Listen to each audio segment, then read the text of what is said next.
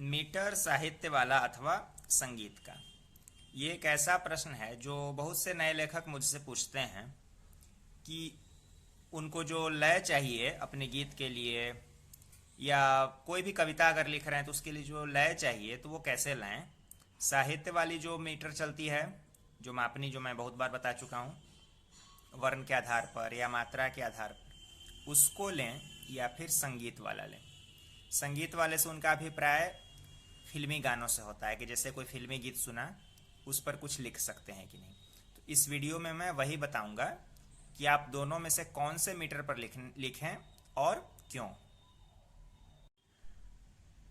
देखिए, मापनी तो मापनी है, साहित्य से भी बन सकती है, संगीत से भी बन सकती है, लेकिन हर चीज की एक विधा होती है। आप लोग इस बात को मानते भी हैं, जानते भी हैं। और जब भी हम कोई काम करते हैं तो कोशिश यही होनी चाहिए कि विधा को अच्छी तरह हम समझ लें। इसी प्रश्न का मैं उत्तर दे रहा हूं, और तब काम करें। आपकी जानकारी अगर साहित्य में है, आप मीटर साहित्य का लीजिए। जैसे ये मीटर होता है, तो आप इसी पर लिखिए।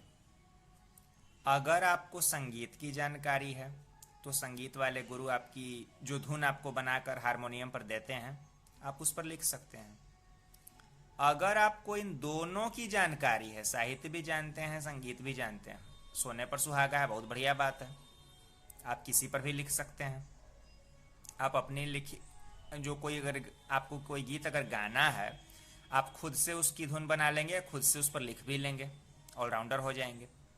बहुत अच्छी चीज़ है।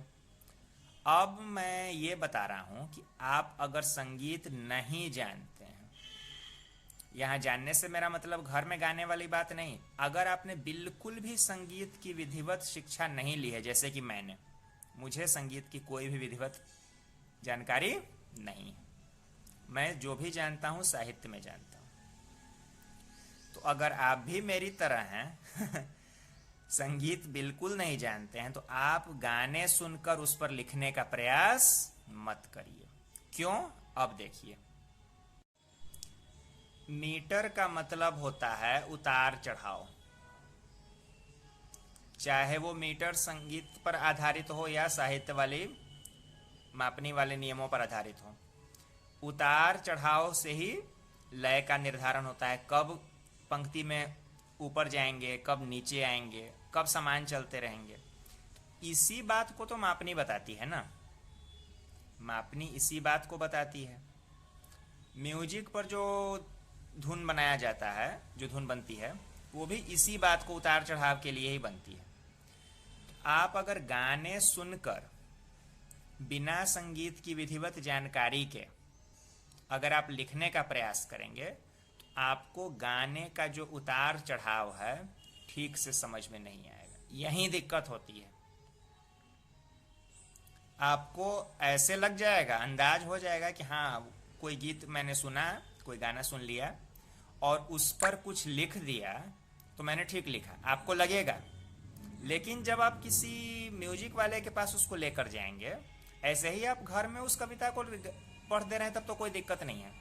अगर आप प्रोफेशनली उसको कहीं गाने के लिए लेकर जाते हैं, किसी संगीत वाले गुरु को दिखलाएंगे, वो कहेगा कि आपने यहाँ ये शब्द गलत लिख दिया है, इसको बदलकर कुछ और लिखिए, क्योंकि आपने सही उतार चढ़ाव तो पकड़ा नहीं। और सही उतार चढ़ाव आप तभी पकड़ सकेंगे जब आपको थोड़ी सी भी उसकी बेसिक भी जानकारी हो। बिल्कुल अगर आप नहीं जानते हैं तो आप साहित्य पर ही केंद्रित रहें।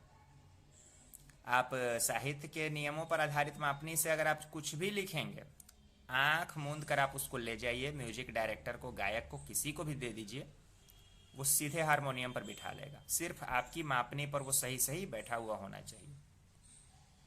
दोनों में से किसी प्रकार से लिखा हुआ गीत है, गाया जा सकता है। इसलिए ऐसा अगर आप सोचते हैं, किसी को अगर लगता हो, जिसको दोनों में से, मान लिया कि जैसे मैंने शुरू में कहा वीडियो के कि साहित्य संगीत अगर आप दोनों जानते हैं, तो कुछ लोग ऐसे भी होंगे कि जो साहित्य संगीत में से कुछ भी नहीं जानते होंगे, ट्राई मार रहे होंगे। तो अगर वैसी स्थिति है तब तो बात और है, लेकिन अगर आपको साहित्य की जानकारी है, इसी में आप लिखिए। सही है। आशा है इस प्रश्न का उत्तर मिला होगा आप लोगों को। और कुछ अगर इससे संबंधित प्रश्न हो, कमेंट बॉक्स में जरूर कहिए।